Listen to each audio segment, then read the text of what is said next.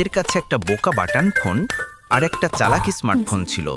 দাদি দুজনকেই অনেক আদর করতেন, কিন্তু স্মার্টফোন সবসময় সরল সোজা বাটন ফোনকে ঠকিয়ে দিত।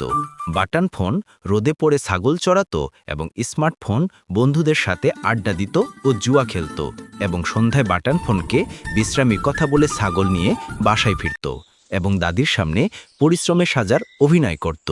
তাই দাদি আদর করে স্মার্টফোনকে পিৎজা খাওয়াতো এবং বাটন ফোনকে অনেক বকা দিত।